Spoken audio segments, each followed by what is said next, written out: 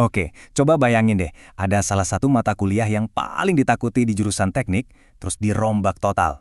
Nah, kita bakal bedah ceritanya. Gimana caranya teori klasik, AI, sama data lab benar-benar digabungin buat ngebangun satu hal yang paling krusial buat seorang insinyur, yaitu intuisi.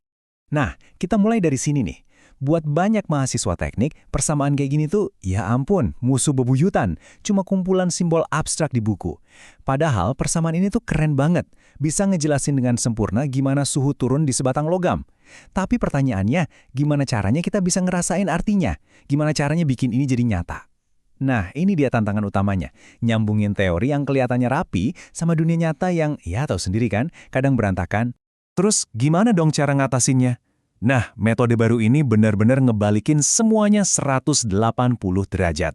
Mahasiswa tuh nggak lagi cuma jadi pendengar pasif, cuma dengerin dosen terus ngapalin.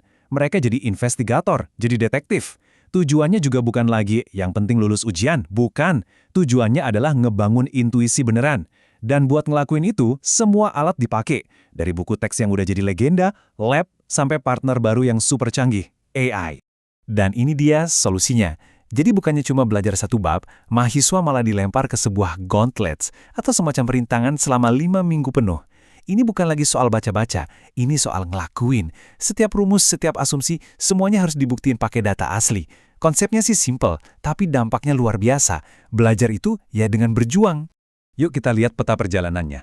Setiap minggu itu kayak satu misi sendiri. Mulainya di dunia maya, ngobrol sama AI buat ngebongkar teori. Terus mereka langsung terjun ke dunia nyata, ke lab buat nguji semuanya. Abis itu mereka balik lagi ke data, jadi detektif buat nyari petunjuk yang nggak kelihatan. Puncaknya, mereka harus ngitung performa yang sebenarnya. Dan terakhir, yang paling seru, mereka harus mempertanggungjawabkan semua hasilnya di depan teman-teman dan dosen. Oke, kita masuk fase pertama. Biasanya nih, minggu pertama itu isinya cuma ngapalin rumus. Tapi di sini beda banget. Mahasiswa nggak disuruh nelen mentah-mentah isi buku Incropera, yang udah kayak kitab sucinya bidang ini. Sebaliknya, mereka diajak buat berdialog sama buku itu. Tapi ada perantaranya, AI, kayak Notebook LM. Dan ini bukan sekedar nanya pertanyaan dasar loh, mereka pakai perintah yang spesifik banget. Bukan perpindahan panas itu apa, tapi lebih ke coba turunkan persamaan diferensial buat sistem ini. Atau bandingin deh skenario kalau ujung batangnya diisolasi sama kalau kena udara bebas. Intinya, mereka maksa si AI buat jadi guru privat, ngubah teks yang tadinya diam aja jadi percakapan yang aktif dan bikin tercerahkan. Dari ngobrol sama AI inilah mereka nemuin petunjuk-petunjuk penting. Salah satunya parameter M ini. Nah, ini penting banget. M itu bukan cuma huruf biasa di rumus. Anggap aja M itu kayak ringkasan cerita dari satu sistem. Dia itu cerita tentang adu kuat, pertarungan sengit antara dua kekuatan. Pertama, seberapa cepat panas itu kabur dari permukaan ke udara, itu si H. Dan yang kedua, seberapa gampang panas itu jalan-jalan di dalam logamnya, itu si K. Jadi kalau kita ngerti M, kita itu sebenarnya udah ngerti inti permasalahannya. Oke, fondasi teorinya udah kuat. Sekarang waktunya masuk fase 2, di mana model matematika yang mulus tadi harus diadu sama kenyataan. Nah, ini nih momen kebenarannya. Saatnya teori yang bersih dan rapih ketemu sama dunia fisik yang, seringkali nggak bisa ditebak. Dengan bekal teori yang udah mereka kuasai, para mahasiswa ini punya prediksi. Mereka bayangin sebuah grafik yang cantik dan sempurna. Harapannya, suhu di 3 batang logam, tembaga, aluminium, sama baja tahan karat, bakal turun ngikutin kurva eksponensial yang mulus, persis kayak yang dibilang di buku. Ini hipotesis ideal mereka. Tapi ternyata begini hasilnya, coba lihat angkanya. Nggak ada yang mulus kan? Ada fluktuasi kecil, ada ketidaksempurnaan, penurunan suhunya sih ada, benar. Tapi jelas nggak ngikutin kurva yang ideal. Ini bukan berarti gagal ya, ini justru data yang sesungguhnya. Dan data inilah yang nunjukin dengan jelas bedanya model di atas kertas sama kenyataan di lapangan.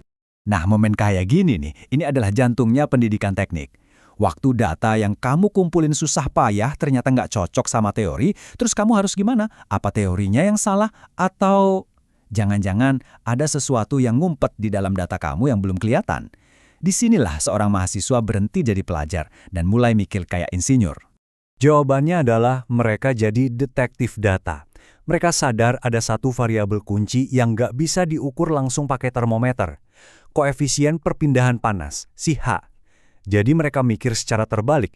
Mereka pakai alat statistik kayak regresi, bayangin aja kayak nyoba narik garis kurva yang paling pas di antara titik-titik data yang berantakan buat nyocokin teori sama data mereka. Dari situlah mereka berhasil ngeekstrak nilai H yang tersembunyi itu. Setelah nilai H ketemu, kita masuk ke fase terakhir. Sekarang semua kepingan puzzle-nya udah lengkap. Mereka udah nggak lagi cuma ngeliatin suhu. Mereka sekarang siap ngejawab pertanyaan yang jauh lebih penting. Dari 3 logam ini, mana sih yang performanya paling bagus? Dan disinilah kita dapat pencerahan penting. Di dunia teknik, kata terbaik itu bisa punya 2 arti yang beda banget.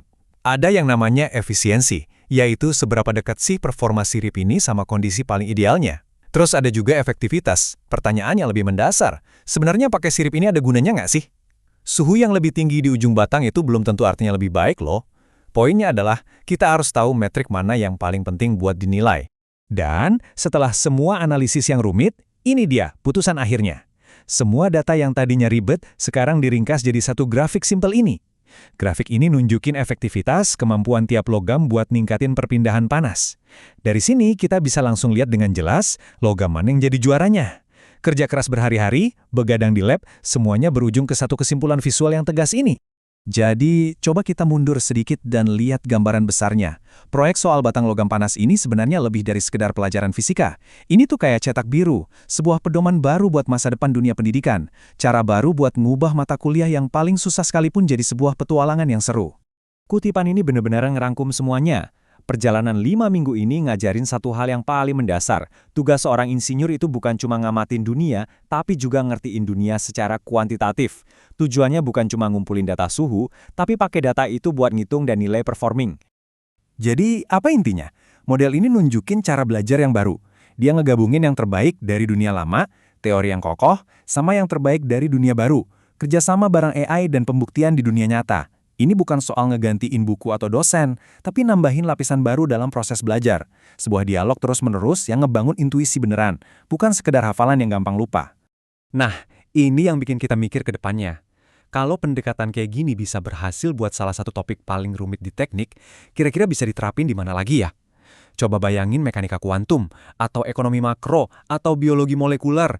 Bayangin aja ngubah setiap bab di buku yang bikin pusing jadi sebuah investigasi yang menantang dan seru. Potensinya, wah, nggak ada batasnya.